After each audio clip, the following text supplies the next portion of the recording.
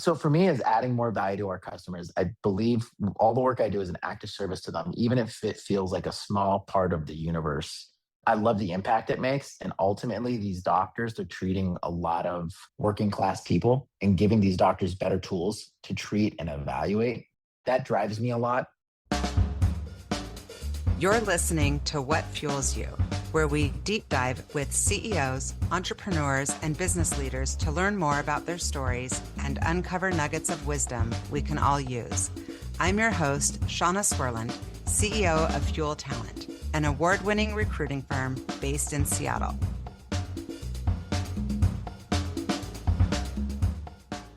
Today's guest on the What Fuels You podcast is Kavian Mojabe.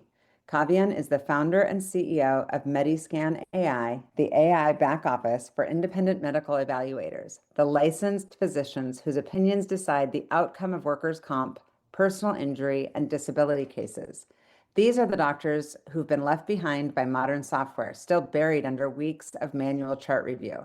MediScan's best-in-class record review engine does in minutes what used to take weeks, and it's already a seven-figure business 2 years in. Before MediScan, Kavian was a founding engineer at two startups acquired by Amazon and Adobe. But this one is personal. His father is an independent medical evaluator in Southern California, and Kavian grew up watching the toll the busy work took on a doctor who just wanted to practice medicine. MediScan is his answer. Give that time back and let people like his father stay independent. Welcome, Kavian. So good to see you. I'm hitting you with rapid fire out of the gate.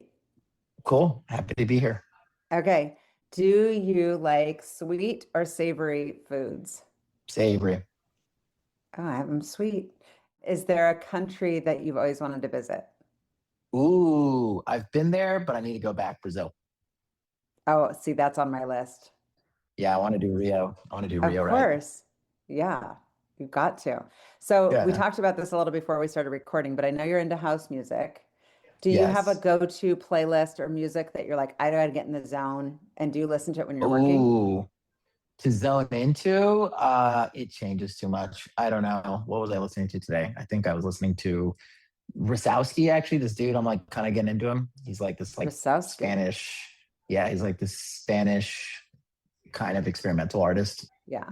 And are you the kind of person who goes deep and wide on subjects? And if so, what is the most recent thing you've gotten kind of like obsessive about? I've been like pretty obsessed with, I think, psychology and also people. I'm always just super interested in people. Like I just finished, I read a biography probably every other month. I love reading biographies. Which one did you just finish? Open by, it's Andre Agassi, like the famous tennis player. Oh, I read that. So good. I thought that was great. Yeah. I went to boarding school with him in 8th grade. He's great. No way. Yeah, I was at all the stuff you read about Bollettieri. I was there. So you play tennis? I played in college, but I don't play anymore. Did you? So you read the memoir too, huh? Yeah, of course. Yeah, guys. You know what? It's so funny. I read it 2 or 3 years ago before I started MediScan, and I think now reading it during MediScan, it just hit like a totally different. It resonated at a different frequency. If that makes sense. Oh, good. Yeah, that makes sense. Because I think what people underestimate is, I provocatively sometimes ask the question of like, because I used to be a big basketball fan. It was like, oh, who's the best basketball player of all time? Some people say Jordan, some people say LeBron, Kobe, whatever, right? Kobe played 20 seasons and he won 5 rings and he's the greatest of all time, but he lost more than he won. And so like, I think I kind of remind myself in the company is like, I'm going to take a lot of beatings and a lot of L's, but like to be a winner, you just need like one good season. I love that. He's so good. Okay. So if you talked about being an athlete, if you could be famous for something, I guess you could be a singer, an actor, an athlete, whatever, all the different things. What would it be? An entrepreneur. Famous entrepreneur. Yeah. You are. MediScan, baby. We're getting there. Yeah. It's part of the journey. More provocatively, probably basketball. If I was taller, that would have been fun. I used to love. You could be point guard. You could be point guard. No, I'm like 5'9". You don't get onto. You don't play point at 5'9". It was more hops. Yeah. If you could learn any skill and just be like awesome at it quickly, which one would you learn? Ooh, I'd learn an instrument. Yeah, probably guitar. Yeah. I'd like to de-stress and like use that creative outlet. I've tried and my hand hurts within like 2 minutes. You have to train your fingers and your hand. Like it's very hard. My But yeah, dad's whole family plays a lot of instruments. So I think that was always I always got FOMO. Like when I go to my family's, my parents, my dad's side's from Iran. And whenever we go to Iran, like they just hang out by playing music all night and then dancing. It's very cool. Does he play a sitar? You know that like yeah, he does. Yeah, my dad that's he knows a little cool. bit. Yeah, the sitar, and he's kind of got like his instruments. It's fun. He plays a lot of drums too. Yeah. He sings. My grandpa was like was a professional singer also at one point. No way. Your grandfather? Yeah, in Iran. Like I think like nothing big, but he definitely had like some recorded stuff. That's singing really would be a cool one. Yeah, I like to sing by myself. Yeah. Yeah. That's really cool. And can I ask you what you wanted to be when you were little? You're gonna hate this answer. I always wanted to be a CEO. Oh, no, I don't hate that. I actually recorded a video. This is year 13 for Fuel Talent. And I think it was year 1 or 2. I put together a video asking a bunch of kids what they wanted to be when they were little. And now these kids are, it's 13 years ago, 12 years ago. And some of them are like, one was like a brain surgeon and he's like in medical school studying to become a brain surgeon. Like another girl was like a CEO and she's. Do you believe in manifesting? Yeah, I do. I do too. Yeah. I definitely think the stories we tell ourselves have so much weight. Yeah, they can limit you for sure. They can. Yeah. You got to be careful. You got to be careful with the stories you tell yourself, and also protect some of them as well. Yeah. Yeah. It's easy to do that. I don't know the statistics. I'm terrible with like numbers things, but I can't remember how many thoughts you have during the day, but it's some ridiculous amount of thoughts, like thousands and thousands, and the amount that are negative. Like, or the self-talk can be so bad. And especially when you're running a company and like you said, if you're going to a conference and you're like, oh shit, we've only raised this, we haven't raised that. Like, oh wait, we don't have enough customers, or I can't believe this candidate turned down this opportunity, whatever it is.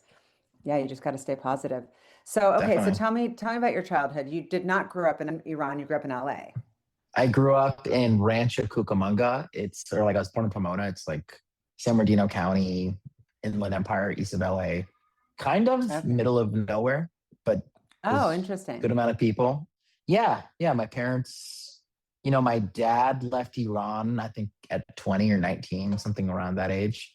And he came with my aunt or his sister, and she just married this man who also had 2 children in the US. And they didn't really know about that. So then my grandpa was like, you better go to the US with your aunt. She was pregnant. So you better go to the US with your pregnant sister and her new husband, and like make sure everything's okay. And he somehow sneaks a visa and then gets on a plane. This is like 1980, like right after, or no, maybe 1978, like right before after the revolution. Or before the revolution. During, like, as things were picking up, like right before the regime had ended. The Shah, like Pahlavi, had ended. And next thing you know, my dad's in a trailer park in like San Jose. And he's like at a trailer park at my now uncle's brother's place. And there's all this family. And he's like, I need to get the hell out of here. So then he hops on a plane to like his friend in Southern California, like East LA. Like my dad basically moved right to like East LA, like kind of the ghetto with his friend. And then next thing you know, start a life there, and then met my mom like years later, and she's Latina. And how did your parents meet? Your mom's Latino? Yeah, she's Mexican. She moved to the US at like age 2 or 3. She's American really, and but they met they were both working at a shoe store. Nice. And so do you speak Spanish and Farsi? My Spanish is even worse. I speak a little bit. I love going to Spanish-speaking countries. Growing up, my family's household was mostly Persian. Like my grandparents lived with us. My cousins they kept immigrating to the country, and then they would live with us. So that's the Persian way, right? Yeah. That's always a lot of family. That's a good story. And so, do you have siblings? I do. I have an older sister and then a younger brother, and then just like a bunch of cousins. Like both of my parents I think they have 7 and 8 siblings respectively. So just like too many damn cousins. Yeah. So my husband has 27 first cousins, and I have 6. I think I might be on your husband's level. I don't know. I'd have to count. I've never counted. Yeah. Oh yeah, you got to count. I mean, I just think it's so unique and special, and I love that. I think as you get older, you'll appreciate it even more. It's like pretty sweet. And so, what were you into when you were a kid? I know you said you wanted to be a CEO. Like, how old were you when you had those thoughts? Oh, I mean, I was like, I wanted to be a CEO at like as a little kid, like before I was a teenager. It was funny. I think I did a book report, and this is like way before Trump was the president. So, we're not going to get political. But I read like Trump's biography when I was like 8, and Oh like my wrote a book gosh. report on it because I was like, this guy makes money. Like, this looks cool.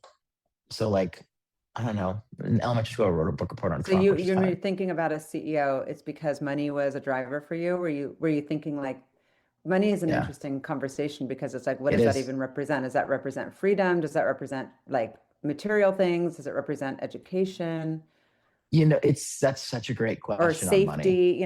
It's such a fascinating conversation because I've seen all sorts of different people with different levels and have different attitudes about it. Yes, I think it meant, look, growing up, it meant freedom, and it also meant support and like safety. And what I mean by that is my parents were both the only ones to go to school, go to like get an education out of all of their siblings. We also were the only ones, like we housed a lot of my family and took care of a lot of my family. So I think for me, my father was the oldest son, and then I think for me as the eldest son, like specifically in a really patriarchal society like Iranian culture, I think there were kind of these expectations that I had as a kid where it was like, okay, like you need to take care of your family. And I Hmm. think that's what money represented to me, kind of like providing Hmm. safety and safety for my family.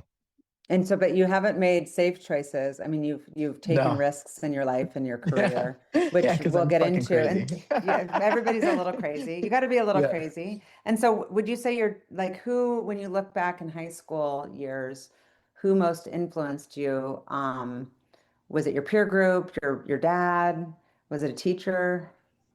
Yeah, I think it was always a little bit from my dad, seeking approval from him, except he disapproved of a lot of my actions in high school. I don't know. I was always a little independent. I kind of always did my Yeah, own thing. yeah. And your dad was a chiropractor, right? Yeah, he's a chiropractor, still has his office, Mojabe Cairo in Rancho Cucamonga today. Oh, that's great. Yeah. And did you ever think about going that route and like taking over the family, the Yeah. practice? So my mom's also a chiropractor. They met working at a shoe store, and then years later they went to school together. So yeah, I think education was definitely pushed on us as well, or valued in my family, maybe is a better way to put it. But no, I never wanted to. I think I always wanted to go my own route, and I don't think my Yeah. parents ever pushed me to do that because I think it's difficult to be a successful chiropractor, at least from a financial perspective. You don't have as Yeah. many opportunities as other doctors, and I think one thing, my dad values his own financial freedom a lot, and it kind of goes into MediScan. There's just not many routes or avenues for people in healthcare to own their own businesses today. Yeah. I think it's gotten a lot harder for sure. It's gotten harder and more consolidated. And I mean, this really goes into MediScan actually, like kind of a big reason why I've wanted to build Yeah. it is we help not your standard physician, we help physician consultants. These are like gig work doctors. And we try to help them run their side hustles more effectively, more efficiently. And I like to think of the company as an active service.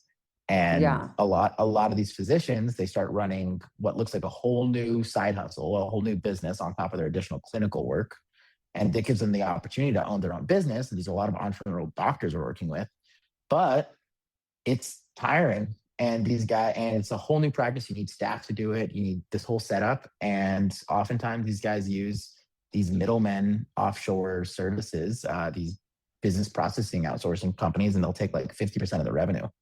Oh, that's crazy. So you're offering a different thing, but I want to get into it. But at first I want to we haven't even gotten through college yet. We're not even at Purdue yet. I know you're like, this is how I live, I eat, was breathe, sleep. born, I was born to build this company. But No, anyways, keep I'm going. excited. I'm excited. Yeah, yeah. How did you decide, like, who was influencing your decision around college? You went to Purdue, great school. I know you Yes, yes. studied computer engineering, which was there somebody who's like, yeah, that's the route. You got to go. Or did you take a class that kind of like intrigued You know you? what? I think originally I knew I wanted to do engineering mostly because I just loved math.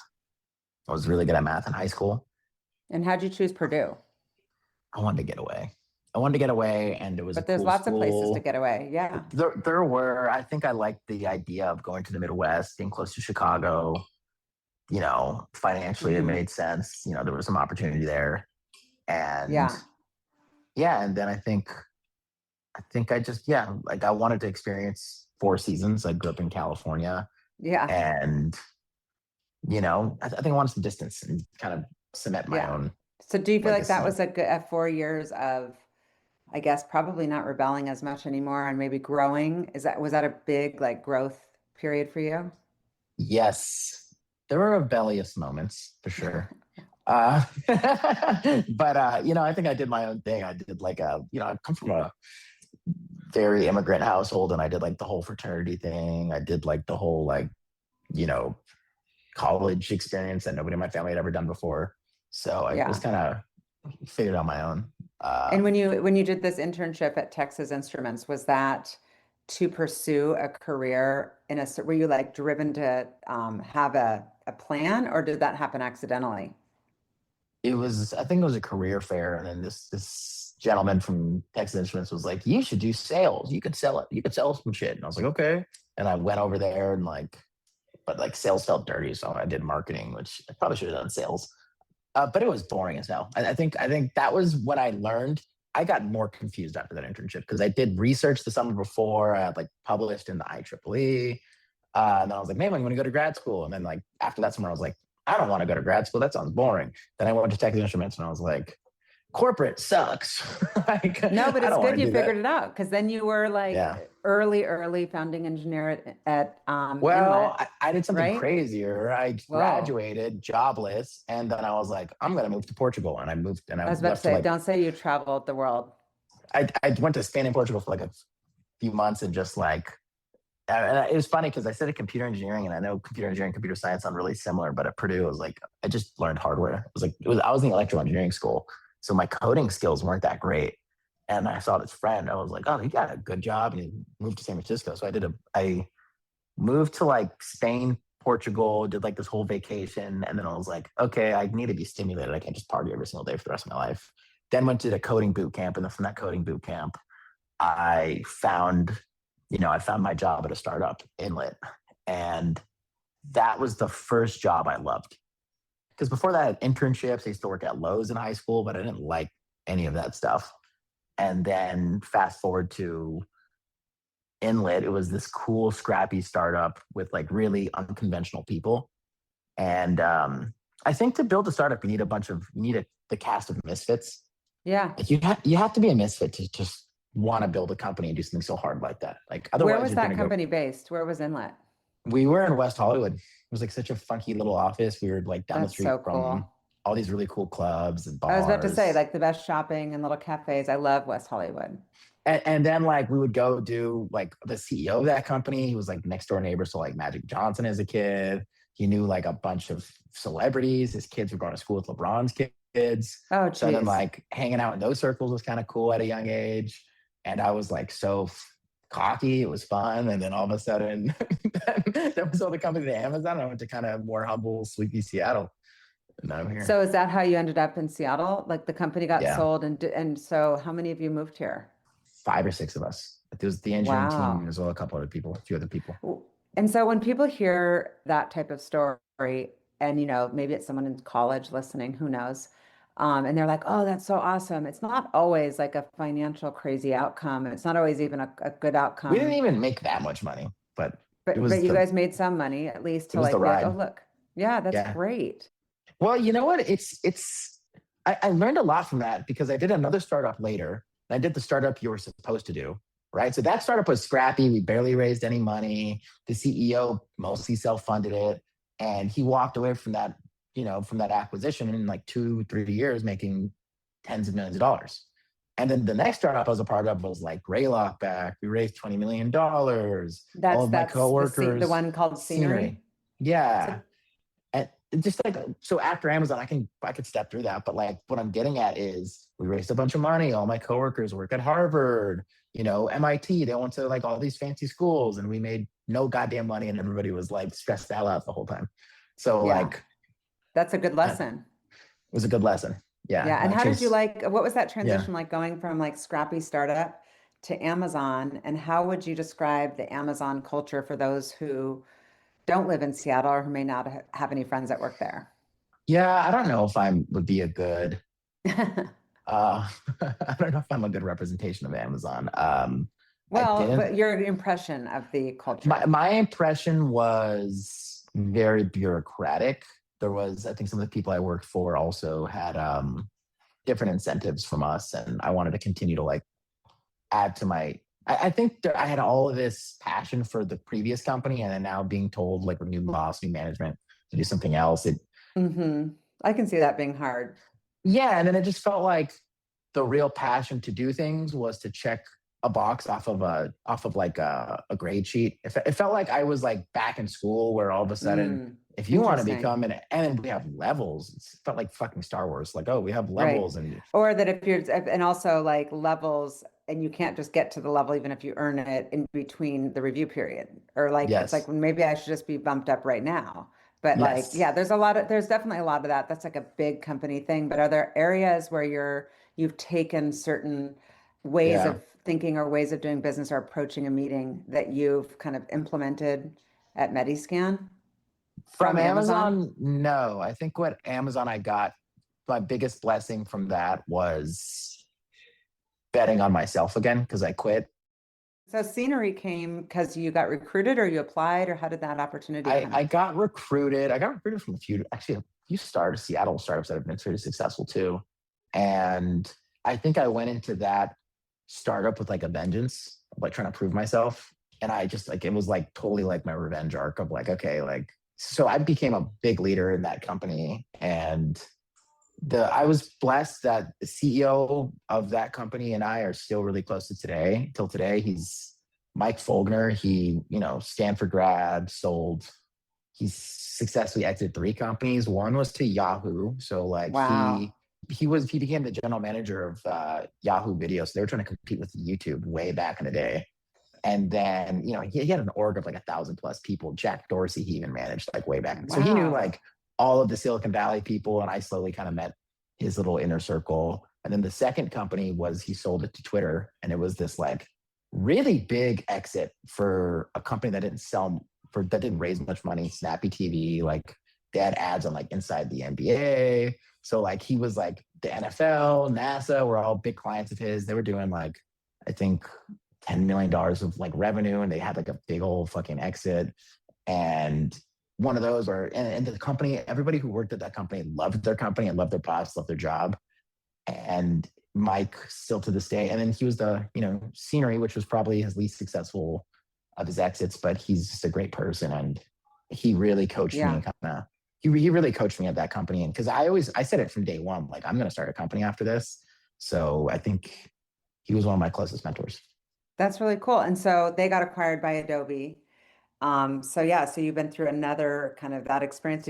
Were you there when that acquisition happened, or you had already left? No, I bailed. I told Mike, I was like, I love you, man, but I need to do my own thing. You need to go do your own thing. Yeah. Yeah. So did you have the idea and then quit, or were you more like, I got to quit, give myself some like brain space to kind of think about a problem I want to solve? I did the latter. And then I went to South America. Well, I'm yeah, I was hearing a also, theme. I know I love definitely, it. I have my eat, pray, love theme. I love it. My trips. Well, I mean, also I was in a 4-year relationship and it all kind of came crashing down around the same time I quit, which was looking back, kind of all just crazy timing. Like that was not intended. We were about to get engaged. It was one of those. And then I think I went in and took some time and went to Colombia as well as Argentina, like backpacked a bunch in Patagonia, a little Brazil. And Did you go by yourself? it was first half was with a friend. Then my mom and dad came down for like a week, and then I did the rest. I did a lot of it by myself. I did a lot of hiking by myself. That's And very cool. I came back and just kind of a little more recharged, and yeah, I just kind of took it from there. And so was it on that trip that you kind of thought of this problem that you wanted to solve? No, I was probably too busy drinking. But I think I came back. I, I I think having that space and that distance. I don't know. I think I've taken my career so seriously and I've worked so hard where having that distance to kind of live a little bit felt like it gave me permission to just dig the next few years deep into whatever I do next. Yeah. And then, yeah, I got back and I immediately went to my dad's office and just started talking to all the doctors in his office. And I think what inspired me was I knew I was going to do something like in a meat and potatoes industry. I think that just fits my personality. I'm not the social media consumer founder. I like solving like deep B2B problems, deep, boring problems that most people find boring, but I find really interesting. And I saw my dad's office still using a fax machine. So I kind of knew there was a there. I was like, these people could use technology. Two questions. One is, how did you come up with the name? I mean, it's a brilliant name because it like Chat says what it GPT. is. But no, but like, how did you have it? How is it available? Chat GPT. But how is it available? Did you have to buy it or it was available? Yeah. No, I mean, yeah. We had to like, go through all the hoops, buy the domain. Like my sister's a trademark attorney and stuff like that. So nice. Yeah. Okay, cool. So tell our listeners what MediScan AI does and what problem you're solving. Yeah, we help independent medical evaluators by being their back office AI. So independent medical evaluators, these are physician consultants, these are gig work doctors, and their medical expertise is used across a large swath of industries from workers' compensation, personal injury, even the Department of Veteran Affairs utilizes in IME and their services. And it's like a $32 billion market. It powers a lot of the medical legal industry. And, a lot of people here have probably actually, worked with an independent medical evaluator. And these are, like I said, gig work doctors, and they get into this line of work on top of their clinical work, trying to gain some more independence. And I like to think of MediScan as utilizing artificial intelligence to give these doctors more independence. And I like to think of us as a very human AI. Because like these doctors, they get into this work really, wanting to run their own practice. On average, like this isn't your average gig worker. On average, they're making $250K, right? Like it's like 3 times the national or 4 times the national average salary, right? Or household income.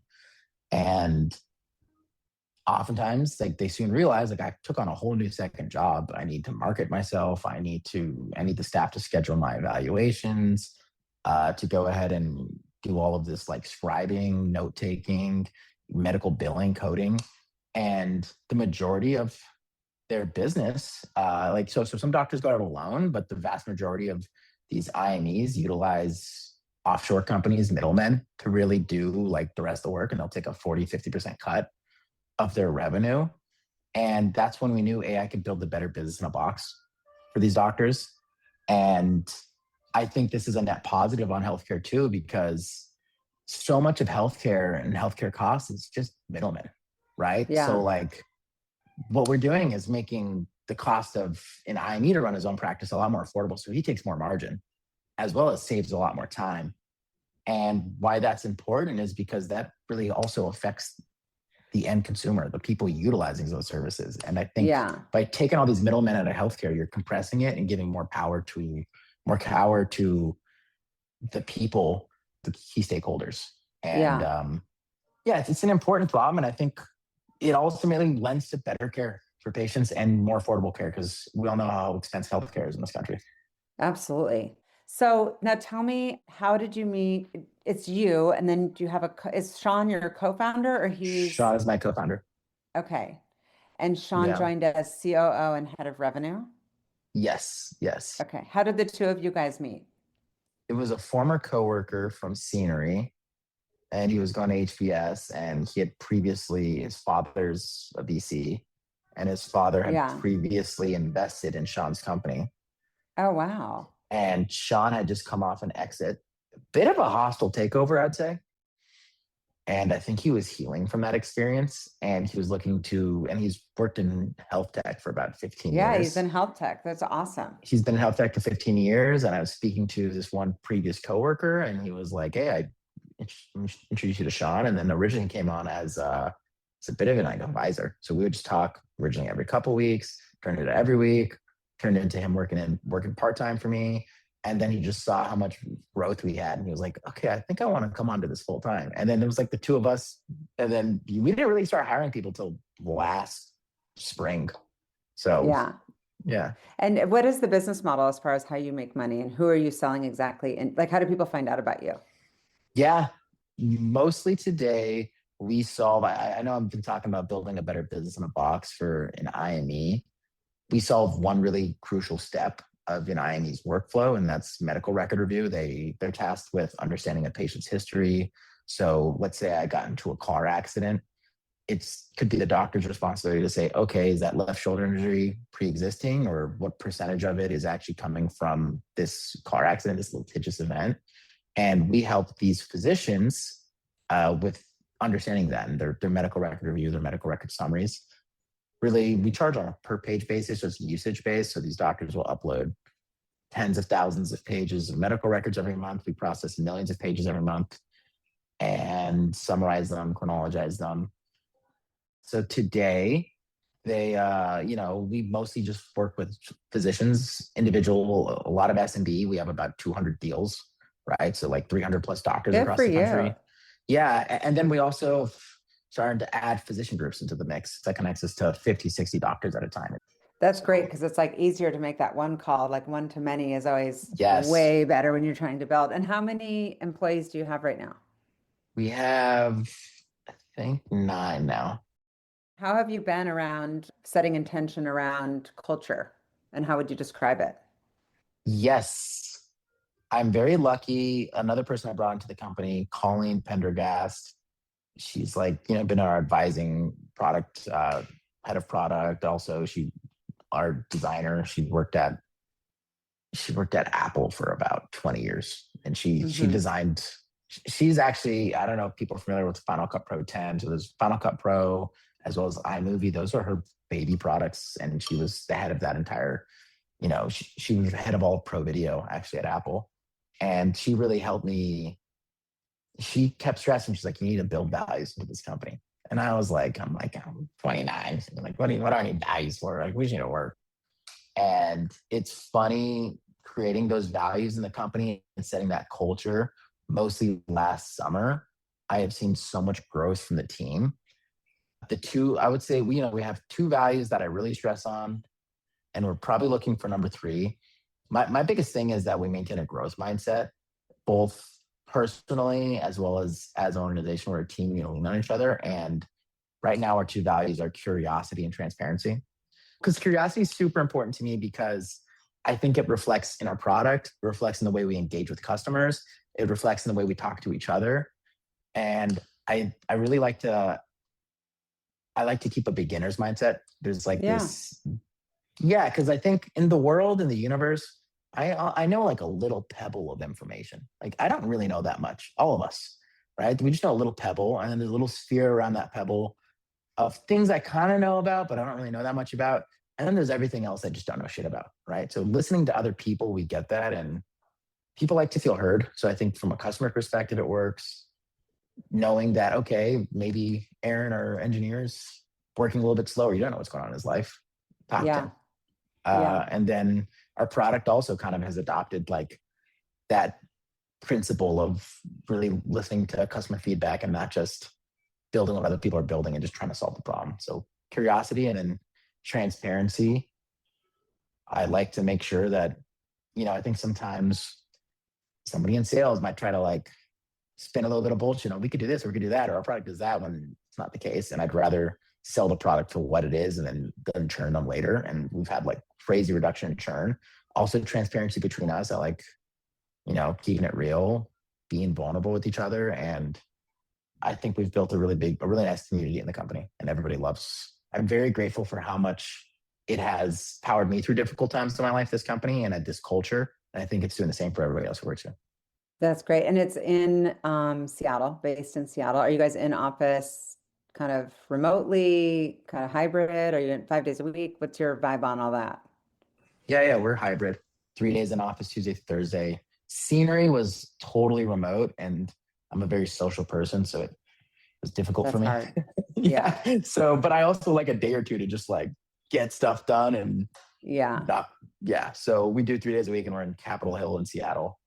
And there's a startup incubator right above us, Seattle Foundations. So I was a part of that first cohort, and then we've rented a lot of office space downstairs. Interesting. And so tell me about the fundraising process, because I'm guessing at your other startups, were you part of the fundraising Not at all. process? And like, how has that been different? I'm guessing for you as such an extrovert, it might have been easier than someone else who doesn't like to present, but how was that experience for you?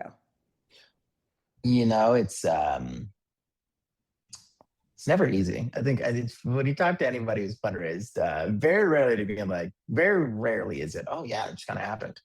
They're very difficult, and it was not natural for me. I think I'm very good conversationally, but from a presentation perspective, I've had to learn a lot.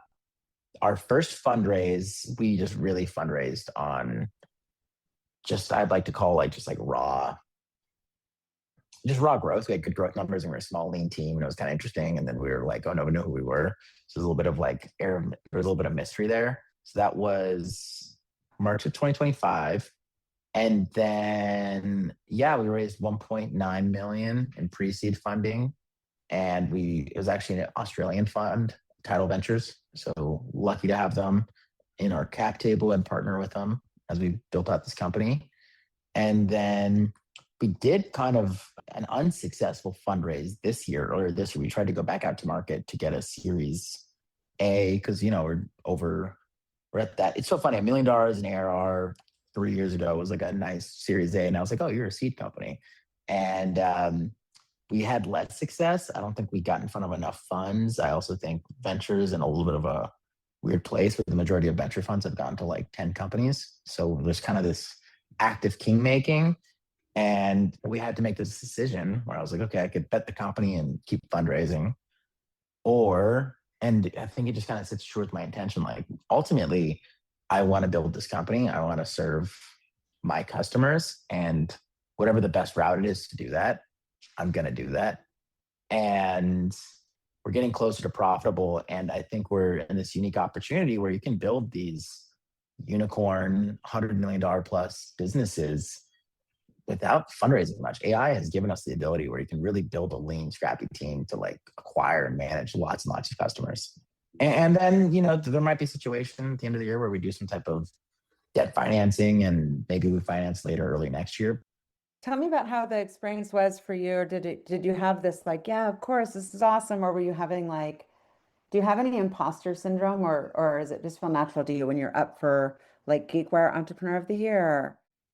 Yeah, it's weird seeing an office of people kind of wanting me to lead and trusting me to lead. I think I have a lot of confidence and faith in myself, but it is cool. It's really cool to see a group of people follow you. It's really fun. Well, and that your community has like put you up for these awards and elected you, selected you. That's cool too. Recognizes you. That's kind of fun. Yeah. It was definitely it was a big honor. It felt nice. Yeah. Whether or not I didn't put much weight into winning it or not, though. But it feels good. It feels good. Just even being honored. And do you have a vision for like what success will feel like if you're like, yeah, we've made it? Or do you feel successful right now? Yes. Oh, good. Do I want to do more? Yes. Actually, I think I had a little bit of, I think this is so funny you bring this up. I think a lot of the intentions I had around fundraising were coming from the ego. This last fundraise this year. And I think that's maybe why it didn't go so well. It was more coming from the ego rather than from my own intuition. Like I try to listen to I call it gut, like my intuitions, because I think that's when you're actually going to be successful. That's when you're going to give your real 100% to do something. And, for me, what is success? The goal line has moved. Like originally, I was like, oh, I'm just going to build like a cool company, bootstrap it, and have like a small lean team. And then have freedom and personal time. And then as I keep building this thing, I'm like, well, I want to my new metrics for success is I want to see this whole doctor just use MediScan to do all of his work. That was ultimately why I started also. Like it was one of those intuitions and feelings I had that I didn't really comprehend or understand at the time because I was starting from nothing, working in my bedroom, right? Of course. And are there like competitors that are like on your tail or that you're on their tail? Yes, and no. There were a bunch of medical record summary, medical record chronology AI companies, these like venture backed companies, and they were, they're more insure tech focused, and more legal tech focused in the very beginning. It was crazy. Our first conference, there was like 8 YC companies all at the same conference. Oh, wow. They're all competing with us. They have all died except for one other. And they're like, and we're just slowly eating away at them, which has been I'm super competitive. I love it. I can hear it in your voice. I just saw you got a little eye of the tiger. Because I'm super focused. So I've known I wanted to serve physicians and serve these physicians this entire time. So we just stayed IME focused, and you see one of our competitors who has a lot of business that we're still acquiring. And we just took their biggest customer yesterday. So that feels good. I love competing again. I love being the underdog. I didn't go to Harvard. I'm not a YC company, and I'm going to beat your ass. That's just how I am. I love it. The no in that answer was nobody's really, we have one competitor that really is selling up this product to this audience. And I'm seeing them go down different routes and kind of get distracted and losing themselves. Whereas we just keep staying dialed and pouring in. Yeah. Super smart. And so how do you make sure that you don't, I know that you talked about burnout a little bit before. And so how do you ensure that you do not burn out? And do you have other entrepreneurs you can kind of commiserate with? Because it's hard to go to your board. I don't know. I don't think you're married. Who do you go to when you're just like, fuck, this is a lot? My friends and Sean. Good. Sean has become one of my closest friends. Also, learning how to self-regulate, emotionally. I go to fucking therapy every goddamn week, or every other week. My therapist, he's kind of he's a former executive coach and also a former Navy SEAL. So he's kind of. Oh, wait, what? I need this. Yeah, he's fucking good. So Navy SEAL is serious. Well, I didn't learn that till a couple months in. All of a sudden, he's like, "Yeah, you kind of remind me of myself when I was doing this whole thing." And I was like, "One, you're blowing up my ego, comparing myself to you, and two, I didn't know you were a Navy SEAL, dude." But so I think that, and leaning into my family, and I'm very big on my relationships in life. Yeah, I can tell. I can tell you're a deep thinker, a deep feeler. I love it. Yes. Yeah, when you just said learning how to self-regulate, people don't talk about that enough. I'm super big on that. Oh yeah. I just don't, when people you cannot ride as a startup person, the ups and downs and read your own press and the whole negative self-talk. It's all super important. So if you weren't doing this, I know you'd be a CEO, because we little baby boy Kavian was wanting to be a CEO. But if you weren't running MediScan, is there another, you said meat and potatoes industries, is there another industry? I'm guessing you'll be a multi-time founder. Yeah, probably. Are there other industries that you're you geek out on that you're oh? I'm so laser focused. I don't even know. Maybe I think after this I'll travel, and then I'll get burnt out from that, and then I'd do something again. Probably, I don't know. I'd like to write a book or something at some point. I like writing a lot. Wow. But I gotta earn it. Let's get this company to. We'll get this podcast out to a lot of people. Get you all sorts of business. Any doctors out there, make sure that how do they find you? They just go on MediScan.ai. MediScan.ai. MediScan.ai. Okay, cool. All right. So my final question for you is, what fuels you? I think a lot of it is the stories we tell ourselves, and that's the fuel. And the story for me is, I think of the company as an act of service. I think one thing we do as we grow up and as we mature is realizing that doing for others feels so much better than doing for ourselves. If you keep acting selfishly, if you keep doing things for yourself, you get back to being anxious and depressed and this and that. But I find a lot of joy in helping our customers. So for me, is adding more value to our customers. I believe all the work I do is an act of service to them, even if it feels like a small part of the universe, a small industry relative to the SpaceX entrepreneur or Elon Musk of the world. I love the impact it makes. And ultimately, these doctors, they're treating a lot of working class people and giving these doctors better tools to treat and evaluate. I grew up in Rancho Cucamonga.